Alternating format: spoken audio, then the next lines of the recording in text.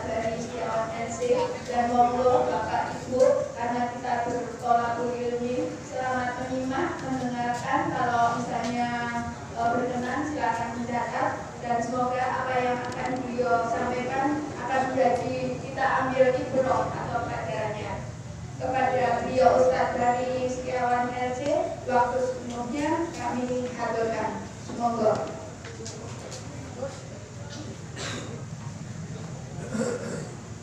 Oke, Pak.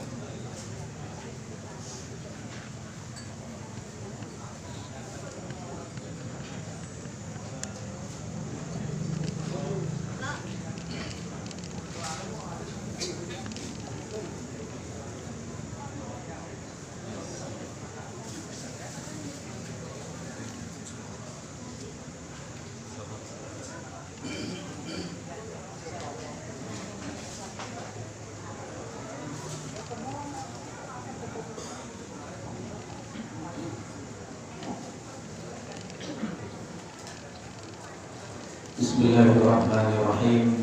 Assalamualaikum warahmatullahi wabarakatuh.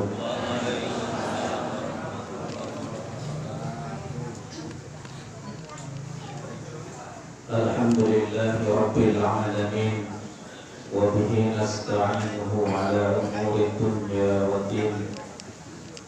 Wassalatu wassalamu ala al-mab'uthi rahmatan lil alamin, asyrafil anbiya'i wal mursalin wa khatamihim sayyidina wa nabiyyina Muhammadin wa ala alihi wa sahbihi wa man ittaba'a hudahu wa salaka nahjahul qawim ila yaumiddin ajma'in, amma ba'd. Wa ya rabbi zidni ilma warzuqni fahma. Rabbi shrah li sadri wa yassir li amri wahlul 'uqdatam min lisani yafqahu qawli. Subhanaka la 'ilma lana illa ma 'allamtana innaka antal 'alimul hakim. Allahumma inna nas'aluka al-'ilma nafi'a wa 'amalan mutaqabbala wa rizqan halalan thayyiban. Allahumma inna na'udzubika min qalbin la yakhsha wa du'ain la yusma' wa 'ilmin la yanfa' wa 'amalin la yurfa' wa nafsin la tashba'.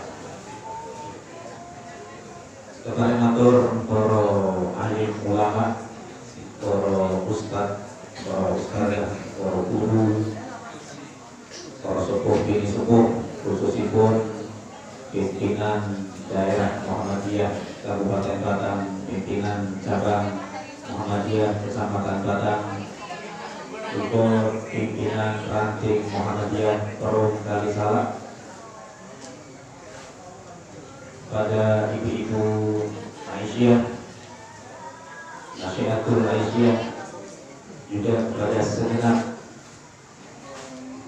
kaum muslimin dan muslimat tanpa terkecuali yang hadir menyimak pengajian At-Taqi At-Tanwir yang dilaksanakan pada hari ini Ahad 9 Rajab 1445 Hijriah atau bertepatan dengan tanggal 21 Januari 2024 Masehi.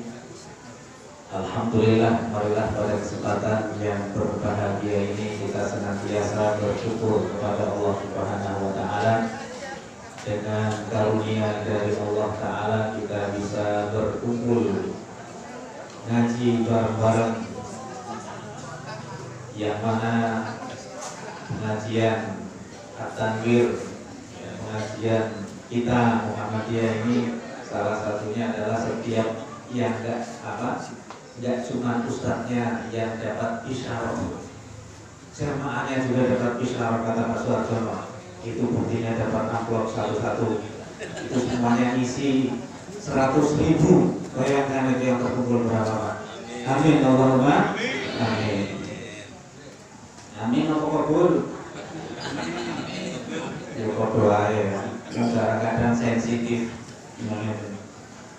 Jadi luar biasa inilah kekuatan kita seperti itu. Ya. Secara otomatis insya Allah sudah bergerak sendiri.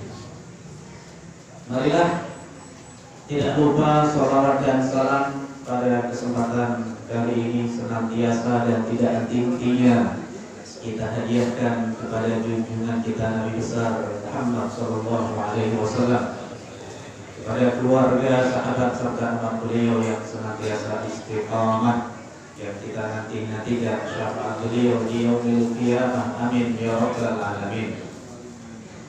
Bapak Ibu sekalian kaum muslimin yang dimuliakan oleh Allah Subhanahu wa taala, yang mengutip sebuah hadis dari Nabi bahwasanya beliau bersabda, dan ada korelasinya, hubungannya dengan kita, ya. Yaitu beliau bersabda, sayati zamanun ala ummati yafirruna minal ulama wal fuqaha kama yafirrul ghanamu minadh dhib. Akan datang suatu zaman orang-orang ini banyak yang lari, banyak yang kabur, menghindar dari ulama dan ahli fikih, sebagaimana kaburnya seekor kambing dari seekor serigala.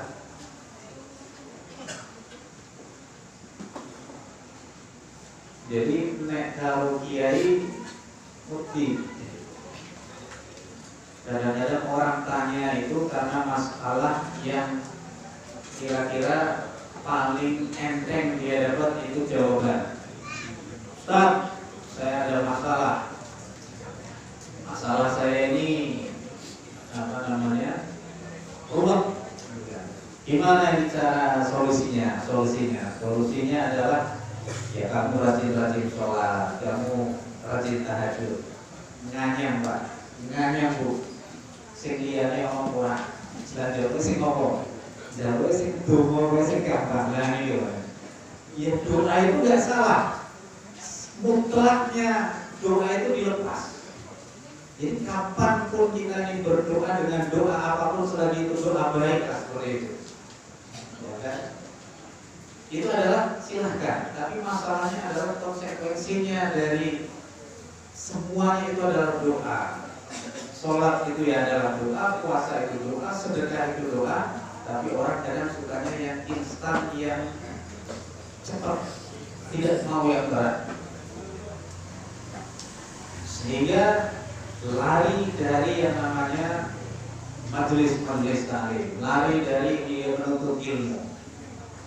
Sehingga Allah akan menimpakan satu ujian, musibah bagi orang-orang yang suka kabur dari para ulama ini. Fayabtaliyahumullah bi thalathati asya', maka Allah uji kaum itu, negeri itu dengan 3 ujian datangnya dari Allah. Yang pertama adalah yarfa'ullahul barakata min kasbihim, Allah angkat keberkahan dari pekerjaan mereka. Jadi kerja siang malam, berangkat pagi, pulang malam, pulang sore, tidak ada berkahnya. Ngumpul sih ngumpul, tapi nggak dapat menambah kebaikan, semangatnya dia ibadah itu nggak ada. Itu tandanya kerja ini nggak berkah. Jadi salah satu ciri rezeki kita ini berkah adalah semakin memotivasi kita, memompa kita untuk semangat berbuat baik. Ini artinya tanda itu rezeki itu adalah berkah. Tapi semakin menjauhkan, ini artinya tanda itu tidak berkah. Itulah tanda berkah. Berkah itu adalah ziyadah fil khair, yaitu tambahnya kebaikan. Itu yang pertama. Jadi Allah angkat keberkahan dari pekerjaan yang dia kerjakan. Jadi nafkah dia, ma'isyah, hasil gaji, ya, upah yang dia dapat ini Allah angkat berkah. Yang kedua adalah fayusallitullahu alaihim sultanan ja'ira, Allah akan berikan pemimpin seorang sultan yang zalim. Maaf, ini sebentar lagi kita akan milu tanggal 14 Februari. Harinya Rabu apa pagi ya? kita kan itu menentukan pemimpin kita. Ya. Yang mana kalau ini sudah lari dari para ulama, maka Allah akan memberikan pemimpin yang zalim. Jadi kita lihat, yang namanya politik itu tidak bisa kita hindarkan. Maka nggak salah kalau orang ngomong politik di pengajian di masjid, itu nggak salah. Ya. Ketika orang-orang Persia waktu itu lagi jaya-jayanya, mereka semua ulama mereka itu akan mengatakan sesuatu politik itu dalam tempat ibadah mereka. Orang-orang Nasrani mengatakan itu di gereja-gereja mereka. Jadi intinya tidak bisa dipisahkan Islam ini dengan negara. Politik tidak bisa. Jemaah sekalian yang dimuliakan oleh Allah Subhanahu wa taala, maka ini adalah satu musibah yang paling besar yang menimpa suatu kaum adalah ketika Allah memberikan pemimpin yang zalim, pemimpin yang tidak memperhatikan rakyat. Jemaah sekalian yang dimuliakan oleh Allah Subhanahu wa taala, kalau seandainya pemimpin itu adalah langsung pilihan Allah, ya, itu enak. Tetapi permasalahannya adalah kalau pemimpin itu kita yang milih. Karena bagaimanapun ini adalah sebuah negara demokrasi, itu disebut one man one vote, satu orang satu putusan, satu pilihan. Yang itu adalah menjadikan semakin banyak orang yang tidak baik, maka akan menghasilkan pemimpin yang tidak baik. Maaf saya ngomong kayak gini, nggak apa-apa ya. Mendingan saudara ngomong itu. Dulu dikisahkan Bani Israel. Bani Israel itu adalah orang yang dilebihkan oleh Allah Subhanahu wa taala. Sudah dikasih nabi, sudah dikasih pemimpin raja, sudah. Bahkan hampir seluruh nabi itu dari kalangan Bani Israel. Hebat mereka ini. Nabinya belum meninggal saja sudah ada calon penggantinya. Ya. Suatu ketika, ya, ketika kita melihat saudara-saudara kita yang ada di Palestina, ini ceritanya masih boikot Aqua Ora ini. Boikot produk-produk Israel polis klamen begini. Kadang kita harus anteng mau kita beberapa pokok berarti kan. Jadi Bapak Ibu sekalian, ya memang Perdana Menteri Israel, siapa namanya? Bunyamin di bahasa Ibraninya itu Bunyamin masuk ke kita dari Benyamin, masuk ke Jakarta Benyamin Su'eb almarhum. Itu nama dari adiknya Nabi Yusuf alaihissalam, Bunyamin. Ya.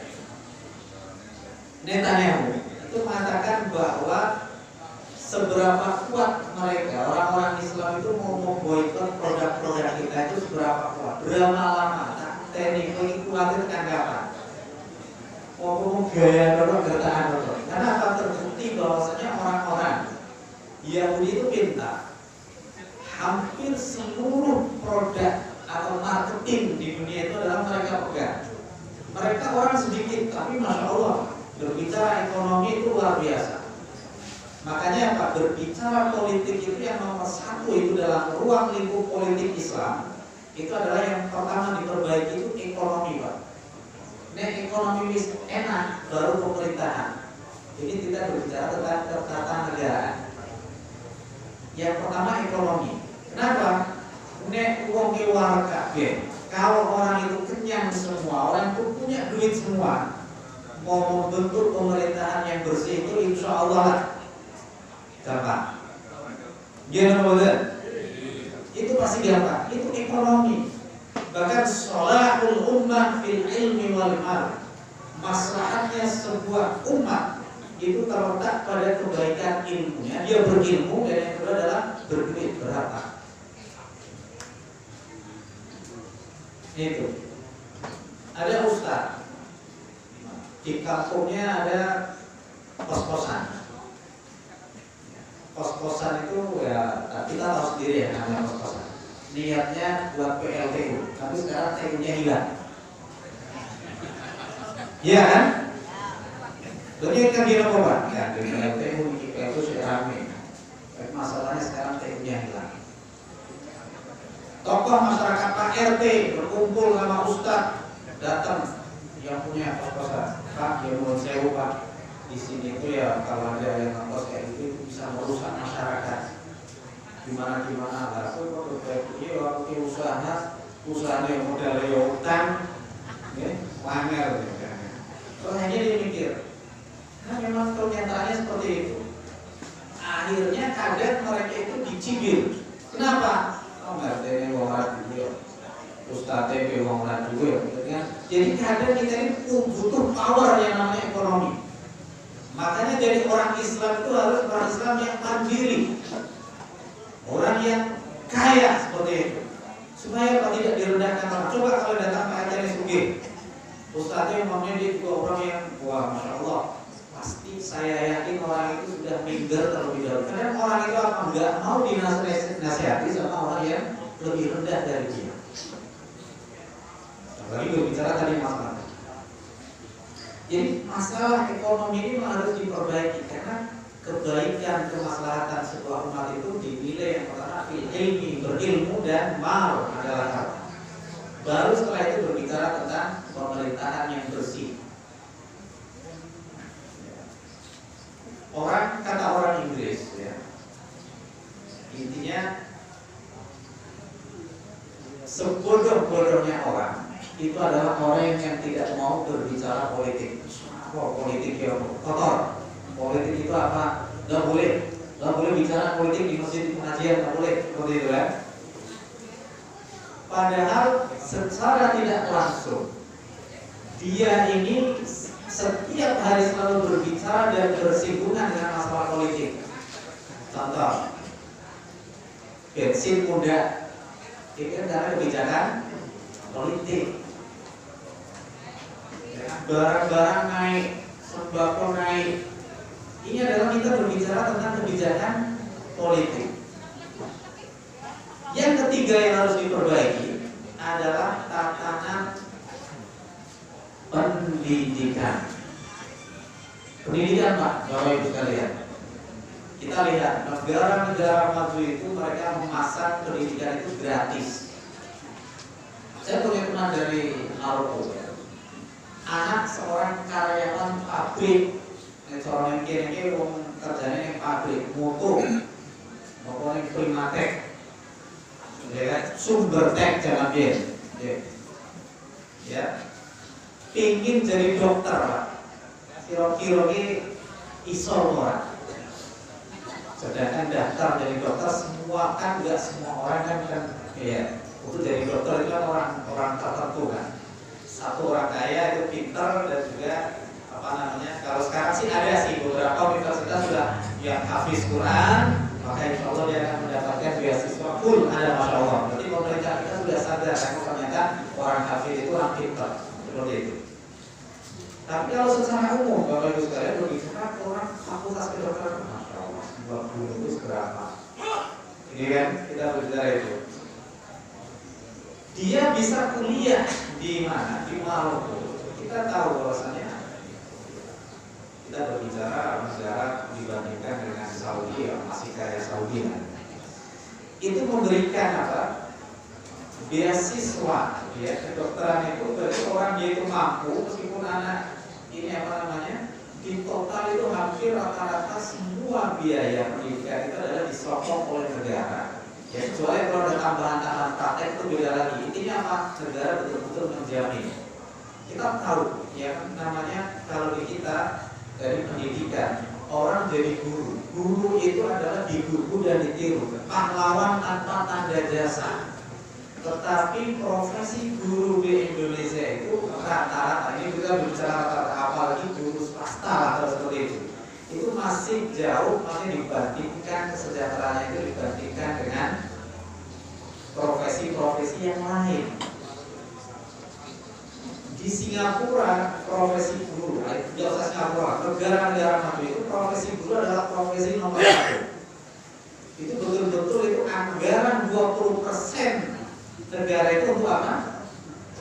Untuk pendidikan, dan sisanya nanti untuk kesehatan.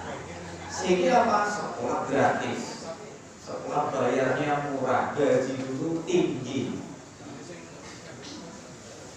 Coba kalau namanya guru, ya kalau di Singapura guru amatir saja gajinya 17 juta kalau dirupiahkan. Masya Allah. Ya kan? Itu insya Allah guru orang bakal apa namanya? Pas jam ngajar itu ada guru plus ustaz, nah ini ada guru plus ustaz. Guru ustaz ini umpamanya lagi jam ngajar, ustaz ada ini isi kajian di kantor umpamanya. Akhirnya apa? Ini dilihat dari jam ada yang ini ada yang kosong nggak? Kosong dia ngisi. Itu kalau di kita itu orang kita ada yang satu tempat dia kesana lagi. Kenapa? Ya memang kita nyambi. Bahasanya orang nyambi itu di Indonesia itu. Tapi kalau di sana nggak, guru ya seperti itu. Ya itu kalau dia nggak ngajar itu juga menjadi masalah. Karena konsekuensi yang dia dapat itu lebih besar seperti itu. Jadi pendidikan, faktor pendidikan itu kita bicara lingkup itu yang ketiga, dan yang keempat adalah kesehatan, Bapak Ibu sekalian. Coba kesehatan di kita ini mahal. BPJS setiap tahun naik, ya kan? Kemudian bisa diklaim kalau umpamanya kita baru sakit seperti itu, urunan tabungan.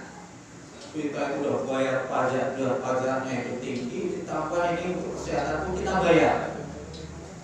Nek nggak nganggu BPJS, suntik yang dokter berapa sekarang? 1.000 namanya. Ngomong pilihan untuk mendapatkan duit 100.000. Kita berbicara seperti itu. Padahal 100.000 orang Indonesia kerja itu sehari uangnya itu 100.000 lah, rata-rata seperti itu. Kita bayangkan 100.000 itu adalah nominal yang sangat besar bagi orang biasa. Coba bandingkan dengan tetangga kita, negeri jiran. Di sana itu penyakit apapun model penyakit gatal dengan penyakit yang parah.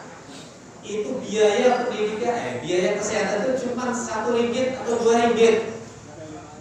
Jadi yang dokter itu cuma pakai duit kalau kayak 500, itu kayak Masya Allah, itu murah sekali. Apapun penyakitnya, model penyakitnya seperti kenapa pemerintahnya bagus.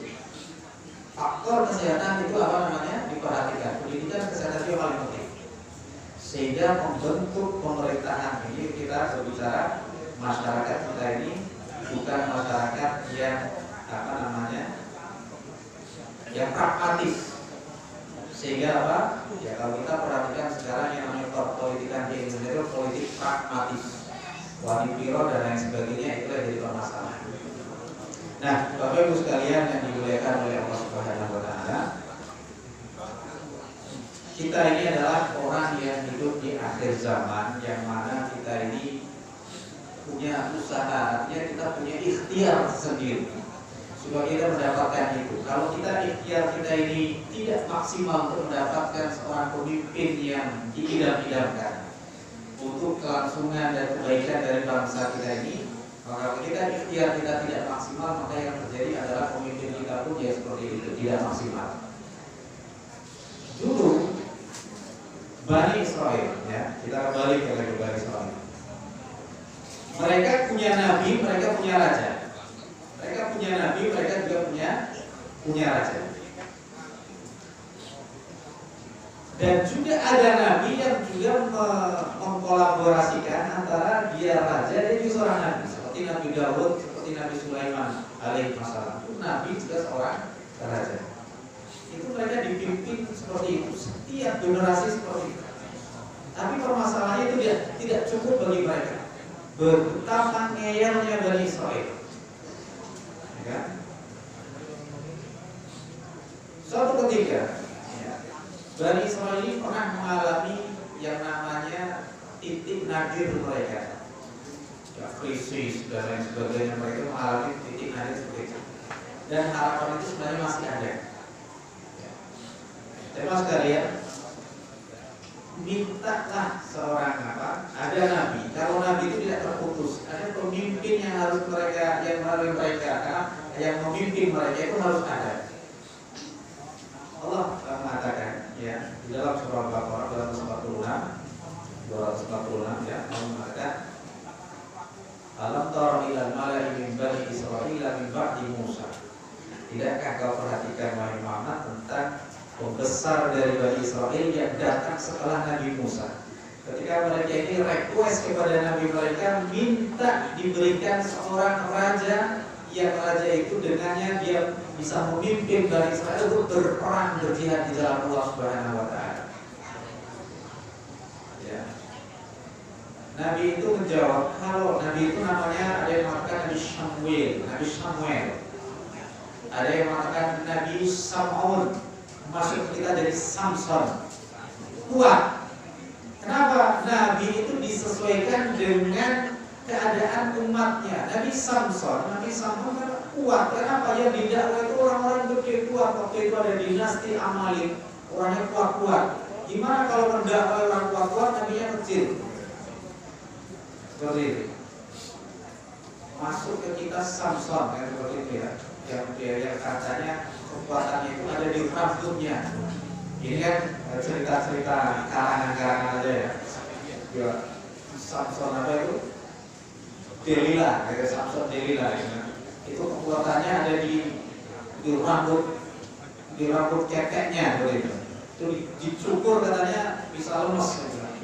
Malah justru dicukur itu malah bagus kan seperti itu kan. Ya, malah itu kisah Islam itu mengajarkan kita bersih kan. Setiap salah satu fitrah itu kita mensyukur rambut dan rambut ketiak dan sebagainya. Itu enggak, ini kan berarti menunjukkan ini sebuah cerita-cerita yang fiktif kan seperti itu. Jadi dia minta sama nabi mereka ya untuk diangkat seorang pemimpin.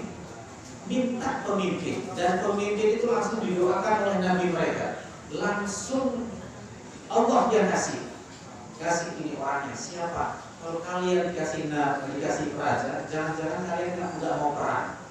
Dikasih pemimpin, kalian nggak setia dengan pemimpin kalian. Padahal sudah dipilihkan oleh Allah, sudah melalui doa dari nabi kalian. Ternyata saat itulah nabi itu berdoa kepada Allah supaya diberikan pemimpin bagi Bani Israel, bisa mengentaskan mereka ini dari penjajahan orang-orang Amalek, dinastinya Jalut. Benar saja Allah berikan seorang pemimpin. Setelah dipilihkan pemimpin, ternyata pemimpinnya dari orang yang miskin.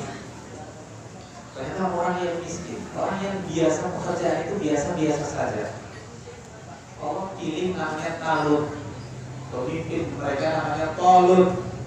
Tolut ini orang miskin. Ya. Tolut ini orang miskin. Dia pekerjaannya cuma tukang ngangkut air. Karena kita tahu zaman dulu ini gak semua orang punya sumur, gak semua orang punya aliran cadangan air. Dia harus ngangkut dari sungai, diangkut, kemudian dia dapat gaji dari itu. Soalnya kuat Tolut ini. Sehingga ketika dipilihkan seorang pemimpin yang namanya Tolut, Allah Assalamualaikum, Allah sudah memilihkan untuk kalian pilih Tolut sebagai raja kalian. Mereka mengatakan anna lahul mulku alaina wa nahnu bil mulki minhu. Bagaimana dia dijadikan pemimpin untuk kami, sedangkan kami berhak untuk jadi pemimpin daripada dia. Walau yu'ta sa'atan minal mal, dan dia tidak punya harta yang banyak. Jadi idealita pemimpin bagi masyarakat awam yang jauh ya dari nilai-nilai agama itu adalah pemimpin itu harus intinya dia itu kaya dulu. Jadi kaya. Bahasanya sekarang kok nyala, orang di duit kok nyala, saya ambilnya rokok yang seperti itu. Ya kan? Kok nyala siapa yang mau pilih seperti itu. Mandi kiro dan lain sebagainya itu seperti itu. Jadi kita itu perang seakan-akan perang Ghazwul Fikri dengan saudara kita sendiri. Sehingga Pak memang muncul ada fatwa. Ya. Mungkin saya yakin orang yang hadir di ini saya seyakin-yakinnya nanti dia buat calon mesti ditomor apa betul Pak? Hah? Ini Pak, ini dengan ini ikhlas apa betul Pak? Aku ikhlas Mas, ikhlas ini dengan bahasa orang mengatakan infak politik. Bahasa ini saya infak politik, sedekah politik. Berarti ini sampai orang jadi sama negara sudah. Kalau Allah sudah jadi paving masjid dipercopot, yang kangelan ya. Terus batu buat masjid, kemudian pavingnya disuruh copot. Ini infak politik juga seperti itu. Tapi memang yang ternyata saya yakin orang di sini, edukasi politiknya itu insya Allah sudah aman. Insya Allah kita sudah aman. Ibaratnya tanpa kita diberikan infak seperti itu, insya Allah kita sudah menentukan pilihan kita. Siapa yang layak? Tapi permasalahannya adalah sekarang itu siapapun orang bisa untuk mencalonkan diri, entah itu orang baik, orang nggak baik, orang nggak pinter, yang penting dia punya duit, itu yang jadi masalah. Sehingga pertarungan kita adalah dengan saudara kita yang seperti itu. Maka memang bisa nggak sistem itu dirubah? Bisa sebenarnya, regulasinya bisa. Karena namanya orang yang duduk di atas makin banyak orang-orang baik itu maka insya Allah bisa saja. Tapi permasalahannya adalah lebih banyak orang yang tidak daripada yang baik. Sehingga seperti itu. Jadi itu mindset masyarakat awam seperti itu. Dia harus kaya, dia harus punya uang yang diberikan kepada kita. Kompensasinya seperti itu. Oke lah, menjenengan ini pegawai negeri itu pas pemilu itu libur. Nah, kalau ya aku tukang baju ini orang makan. Ya seperti itu, ada orang bilang seperti itu. Karena sebagai gantinya seperti itu. Jadi kita berperan dengan siapa? Dengan masyarakat kita. Begitu juga dengan kisah dari Paulus ya. Ini protes. Allah sudah pilihkan mau gimana lagi. Awalnya kalian minta pemimpin, tapi setelah dikasih kalian kenapa protes? Ya. Yahudi yang pengarang Talmud namanya Simon ben Yohai yang hidup di abad 2 Masehi, yang merubah isi kitab Taurat. Itu kuburannya ada di Israel. Itu jadi kuburan suci, ya. Berarti kuburan keramat seperti itu. Orang Israel pada ziarah, orang Yahudi ziarah ke sana. Namanya Simon bin Yohai. Itu mengatakan dalam Soferim 15 ayat 10 itu dikatakan dalam kitab Talmud itu, bahkan orang kafir yang paling baik pun itu harus dibunuh, boleh dibunuh.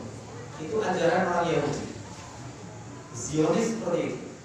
Orang kafir yang dimaksud apa? Berarti orang di luar agama Yahudi. Jadi kita kan dianggap kafir sama mereka. Jadi semua orang selain Yahudi itu yang paling ramah sekalipun, paling baik sekalipun itu boleh dibunuh. Sehingga Pak gak heran kalau saudara-saudara kita yang ada di sana itu, itulah karakter bangsa Yahudi. Islam, masya Allah, darah mimpi itu tidak boleh ditumpahkan. Kafir mimpi tidak boleh yang berdekatan dengan kita, masih sebangsa setanah air kita. Kita harus jaga mereka selama mereka tidak bikin makar seperti itu. Mereka masih berkobar untuk membangun ini. Kan? Rasulullah bersabda, "Man ada dhimmiyan faqad adani, wa man adani faqad adintuhu lil harbi." Barang siapa yang menyakiti seorang dhimmi, maka berarti dia sama saja menyakitiku, kata Rasulullah. Dan barang siapa yang menyakitiku, sama saja dia minta ajak perang kepada saya. Luar biasa Islam ini, menempatkan orang-orang selain Islam pun ditempatkan pada posisinya. Tidak boleh disakiti dan sebagainya. Tidak dengan orang-orang Yahudi, orang kafir yang paling baik sekalipun itu apa? Boleh dibunuh. Sehingga itulah karakter mereka seperti itu. Mereka sudah dikasih, jangankan orang-orang muslim, orang nabi mereka saja mereka banyak yang bunuh. Mereka kadzabu wa mereka yang bunuh, sebagian mereka dustakan, sebagian mereka bunuh. Bahkan Nabi kita Muhammad SAW pun juga mau dibunuh beberapa usaha mereka. Beberapa kali mereka berusaha untuk membunuh Nabi, tapi diselamatkan oleh Allah Subhanahu Wa Taala. maka di dikasih minta salah satu bukti. Ya Allah, ibaratnya kalau sekarang itu kalau umpamanya kita dikasih bukti sama Allah, kira-kira pemimpin yang diridhoi Allah itu mana, kita nggak bisa menentukan itu. Yang kita, bagaimana Allah memberikan kita, buah sudah terputus. Kalau seandainya ada nabi pasti akan, ini nabi seperti pemimpin seperti tinggal gampang. Tidak seperti kita dikembalikan kepada rakyat, dan sedangkan rakyat kita edukasi politiknya masih kurang.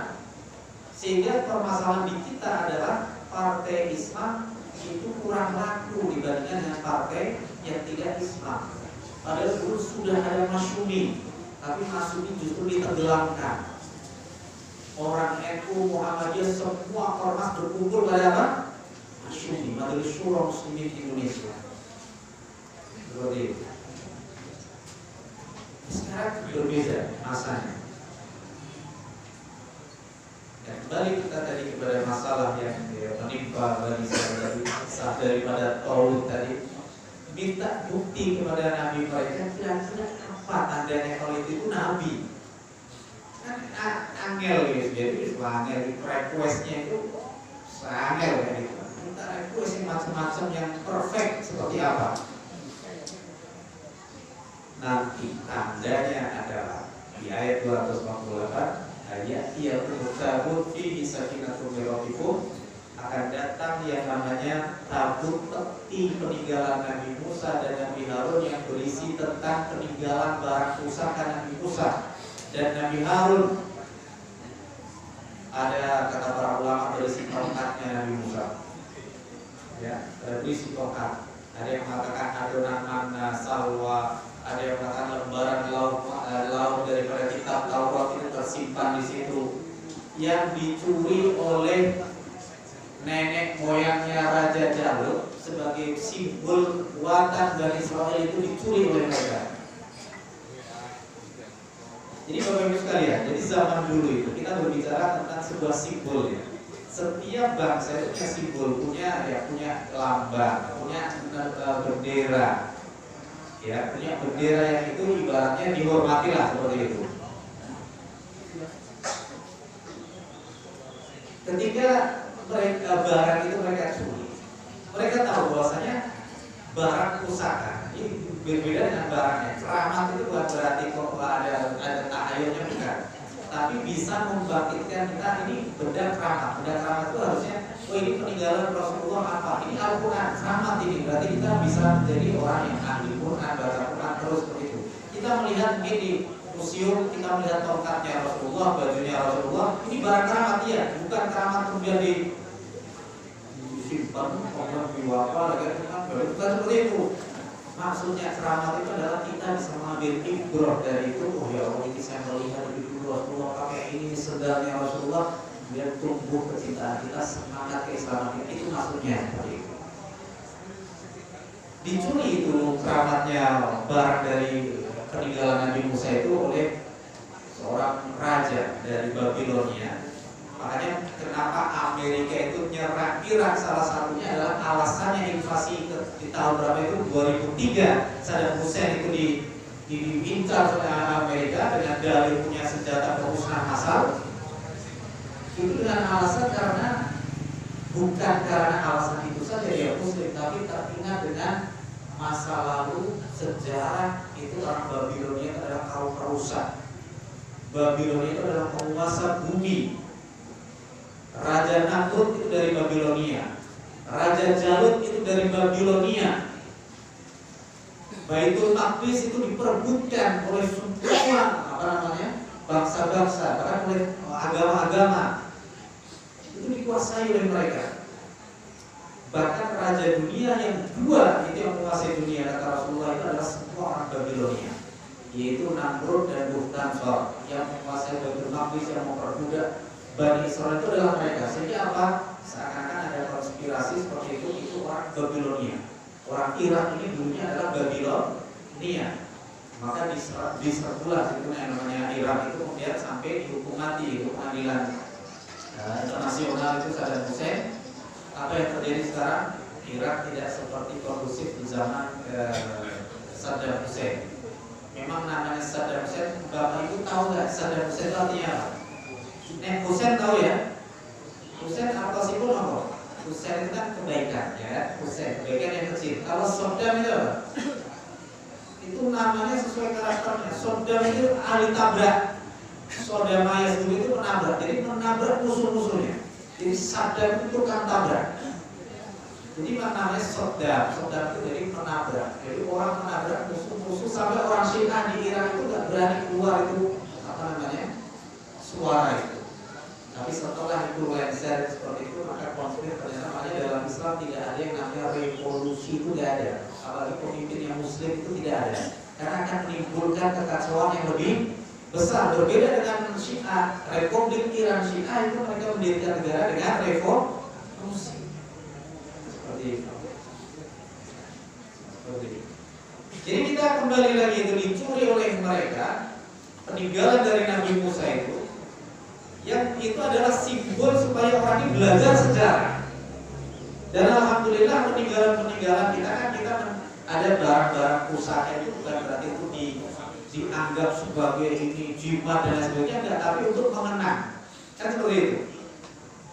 Ya, kan seperti itu. Jadi kan masalah kita ini barang pusaka kemudian kita bergantung dengan itu, enggak. Bukan seperti itu. Jadi untuk kita itu mengenang seperti ini, kita berkunjung sejarah ke sini, ke tempat ini, kita mengambil figro. Dicuri oleh siapa? Oleh tentaranya dari orang-orang Babil tadi yang menguasai Baitul Maqdis.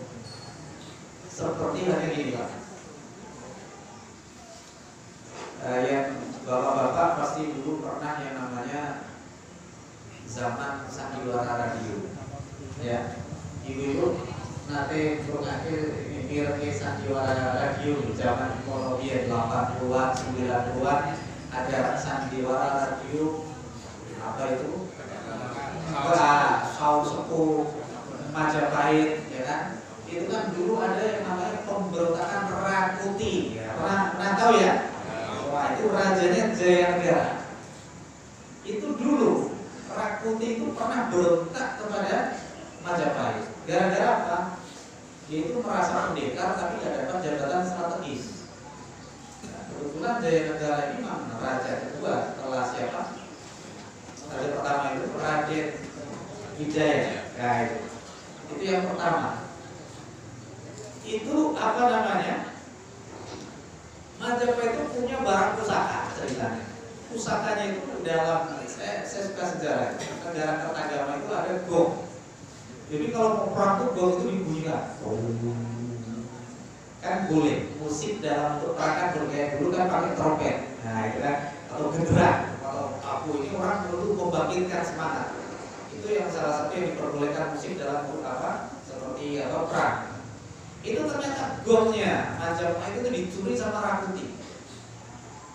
Sehingga apa? Orang-orang mau perang itu bingung. Nanti gongnya itu apa? Dan waktu itu kejadiannya seperti Indonesia tahun 65. Ketika PKI ini memberontak. Kita punya kekuatan militer angkatan darat, angkatan laut, dan angkatan udara. Yang bisa dipegang oleh Aidin adalah angkatan udara. Buktinya mereka bisa berlatih di Halim Perdana Kusuma. Dan itu ceritanya. Yang nggak bisa dirubah oleh mereka adalah angkatan darat. Susah ini, makanya rata-rata itu kepala revolusi itu kan semuanya angkatan darat.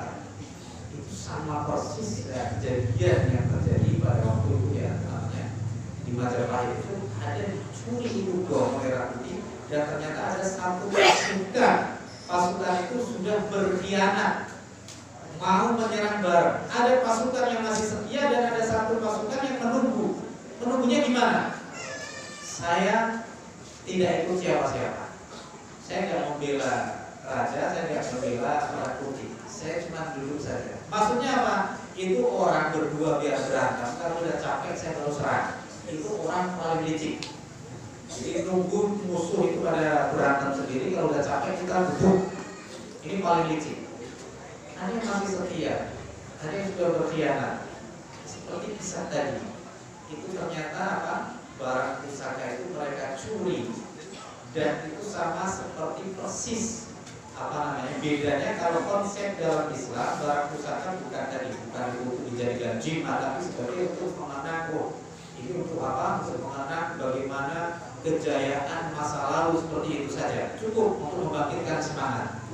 Ternyata Allah hadirkan itu tanda itu dihadirkan oleh Allah yang tadinya semula dicuri, kemudian diberikan tabut peti peninggalan Nabi Musa itu diberikan kepada Raja Talun, dan akhirnya Bani Israel itu siap untuk apa?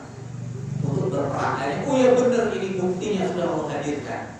Giliran mereka mau perang untuk melawan penjajah itu 303.000 pasukan 313 disuruh jangan minum air sungai, ya kan? Akhirnya apa yang terjadi? Mereka minum sepuas-puasnya, kecuali boleh minum dengan seteguk air dari ini. Satu mut, satu gayung apa namanya? Ini. Itu boleh, itu ukuran 1 gelas, ukuran 1 gelas seperti itu. Boleh dia minum seperti itu, tapi jangan minum sepuas-puasnya. Ternyata apa? 303.000 pasukan minum sepuas-puasnya, bahkan sampai mandi. Akhirnya tersisa 313, sehingga 313 itulah yang membebaskan Baitul Maqdis dari cekam itu, melawan itu raja yang mati oleh siapa? Daud yang waktu itu masih muda, dan berangkat. 313 adalah jumlah para rasul, 313 adalah jumlah pasukannya Talut, 313 adalah jumlahnya umat Islam yang perang Badar, yaitu perang Badar. Makanya di situ angka itu angka Masya Allah ya. Jadi seperti itu, makanya jamaah sekalian rahimahullah, kita buat ikhtiar kita. Ternyata apa? Salah satu idealita pemimpin yang digariskan oleh Allah di surat Al-Baqarah 247, wazadahu bastatan fil ilmi wal jism. Allah sudah memberikan pengetahuan yang luas untuk Talut, dan Allah sudah memberikan badan atau fisik yang tegak kepada Talut. Jadi idealitas seorang pemimpin itu tidak hanya dia itu kaya, tapi adalah orang yang pintar, berwawasan luas, dan wawasan kebangsaannya itu oke, visi misinya itu jauh. Seperti itu, maka inilah yang diinginkan oleh Allah Subhanahu wa Ta'ala, dan yang kita inginkan. Dan juga dia bastatan fil ilmi wal jism, jasmaninya dia sehat, dia tegak, dia sehat, yang bisa untuk memimpin dan mengantarkan bangsa ini. Makanya Bapak Ibu sekalian rahimahullah, kita lihat ya, bagaimana dari ikhtiar kita, mudah-mudahan Pak, karena apa, saya pernah mendengar dari apa yang disampaikan oleh Bapak Kiai Haji Mustafa Ali Yaakob, beliau mantan imam besar Masjid Istiqlal. Itu ternyata orang Kemiri, orang Subang, orang Kemiri. Dia waktu masih kuliah itu mengatakan seperti ini, orang Zionis itu akan usil terhadap umat Islam. Jadi dia nggak usil saja di Palestina, tapi juga usil di negara-negara lain. Jadi tadi saya katakan, kekuatan ekonomi mereka itu besar, untuk nyokot itu besar. Bayangkan, sebelum mereka punya negara, mereka itu punya kekuatan uang finansial itu melebihi Nazinya Jerman perang 1 dan 2. Sehingga datang ke Sultan Abdul Hamid II Turki Utsmani yang terakhir, itu minta, Sultan ini uang, saya mau beli tanah Palestina. Alhamdulillahnya Sultan Abdul Hamid tidak mau. Kalau beliau mau, ibaratnya beliau itu jadi khalifah terakhir Sultan Fatimah. Kenapa? Track recordnya nggak bagus. Seorang khalifah menerima uang dari Zionis hanya untuk menjual tanah di Palestina, nggak mau.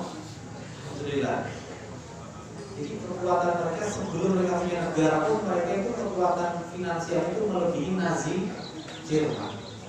Jadi seperti itu Bapak-Ibu sekalian.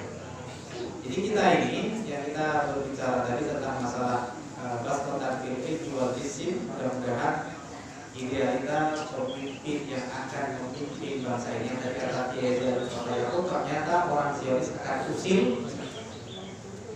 mana pemimpin yang paling menguntungkan atau yang paling pro Islam seperti itu ya, umat Islam, maka itu usaha mereka adalah menjaga kalau bisa tidak jadi. Dan beliau sampaikan itu setelah pemilu 2019 dengan cara apapun. Maka hati-hati sekarang, awas dengan kecurangan itu. Bagaimana undang-undang regulasi ini, undang-undang ini bisa berubah secepat kilat. Orang daftar wakil itu usia di bawah 40 tahun itu bisa seperti itu. Gara-gara itu perubahan yang sangat cepat kilat tadi. Jadi salah satunya kita bisa melihat bagaimana kenapa Palestina masih bertahan, karena Hamas itu dipilih 60% penduduk Palestina. Jadi Hamas itu adalah bukan hanya gerakan untuk jihad, tapi adalah sebuah partai politik yang dipilih oleh 60% penduduk Palestina, mengalahkan Fatah, mengalahkan partai-partai yang lainnya. Jadi memang salah satunya untuk bisa kita menguasai itu di panggung perpolitikan itu, maka perbanyak orang-orang baik supaya apa? Supaya yang menempati adalah orang-orang yang baik tadi. Sehingga Bapak Ibu sekalian, yang tadi kata Haji Mustafa Anwar Yaakob almarhum itu akan berusaha usil menggagalkan setiap bangsa yang mana mereka ini banyak, terutama negara dengan sistem demokrasi yang mana dipilih langsung oleh rakyatnya. Berbeda dengan kerajaan. Makanya sistem demokrasi itu sebenarnya sistem yang lebih menguntungkan orang-orang jahat daripada orang-orang yang baik. Tapi Islam, aturan Islam itu kalau dia di luar manhaj nubuwah itu adalah sistem monarki sebenarnya. Coba kita lihat negara-negara Muslim yang berikan monarki itu rata-rata lebih stabil seperti itu. Tapi ini saya bilang bukan berarti kita ini enggak ya. Maksudnya ini berbicara kita ini harus berkumpul bersatu padu satu suara. Insya Allah mudah-mudahan Allah berikan ini ya. Yang tidak melihatkan. Amin ya Rabbal alamin. Kita aminkan saja mudah-mudahan tercapai. Kalau ibu sekalian rahimahullah, maka seperti yang kisah terjadi di Mesir ya kan. Di Mesir itu bagaimana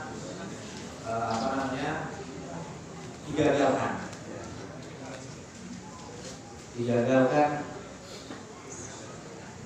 Ikhwanul Muslimin, Muhammad Mursi dipenjara padahal tidak ada salahnya, menang pemilu secara sah. Tapi apa yang terjadi? Kudeta militer ya, karena apa? Tahu bahwa Muhammad Mursi adalah orang yang bisa menggagalkan apa? Misi daripada orang-orang Zionis. Mereka juga sebenarnya kayak ketakutan, yaitu ketakutannya apa? Kita ini kembali ke Palestina itu jangan-jangan kiamat sudah dekat, seperti itu. Jadi mereka itu di satu sisi mereka yakin, tapi satu sisi mereka melawan. Itulah karakter orang Yahudi. Maka mudah-mudahan Bapak Ibu sekalian, kita semuanya ya ikhtiar bersama, ya kita satukan suara kita, insya Allah mudah-mudahan untuk kebaikan bangsa kita ini, ya, dan mudah-mudahan Allah ijabai, amin ya rabbal alamin. Kita tutup dengan doa. Doa gini Pak, suara ya. Oke.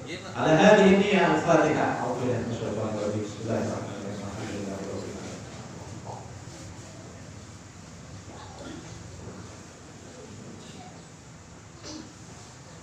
A'udzubillahi minasyaitonir rajim. Bismillahirrahmanirrahim. Ya Allah ya Rahman ya Rahim ya Hayy ya Qayyum ya Dzal Jalali wal Ikram.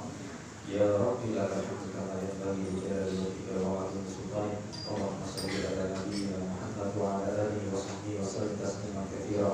Allahumma ij'al jam'ana hadha jam'an marhuma wa tafarraqana min ba'dihi tafarruqan ma'suma wa la taj'alna ashqiya'a mardudin. Allahumma la taj'alna fi majlisina hadha dhikran illa wafatan wa la 'aynan illa satarta wa la qariban illa shaqaita wa la jahilan illa 'alamta wa la dhalan illa hadaita wa la hamman illa farasta wa la karban illa kashafta wa la daynan illa ataita wa la hajatan min hawaiji dunya illa qadaitaha wa yassartaha ya arhamar rahimin. Allahumma sallit alaina ya Allah sultanan adila wa la tusallit alaina man la yakhafuka wa la yarhamuna ya Allah. Allahumma aslih jami'a ulati muslimin. Allahumma aslih jami'a ulati Indonesia ya Allah. Ya Allah ya Rabbana alaika tawakkalna wa ilaika anabna wa ilaika al-masir. المصير. ربنا آتنا في الدنيا حسنة وفي الآخرة حسنة وقنا عذاب النار. سبحان ربك رب العزة عما يصفون وسلام على المرسلين والحمد لله رب العالمين. Baiklah Bapak Ibu sekalian, kaum muslimin dan muslimat yang bisa saya sampaikan kepada bermanfaat, mohon maaf atas segala kekurangan tutur kata yang telah terkena yang tidak sesuai perintah dari pula dari pertolongan agung kami. Marilah kita dengan doa kafaratul majlis. Subhanallahumma wa bihamdihi asyhadu an la ilaha illa anta astaghfiruka wa atubu ilaik. Nasrullah wa fathun qarib. Assalamualaikum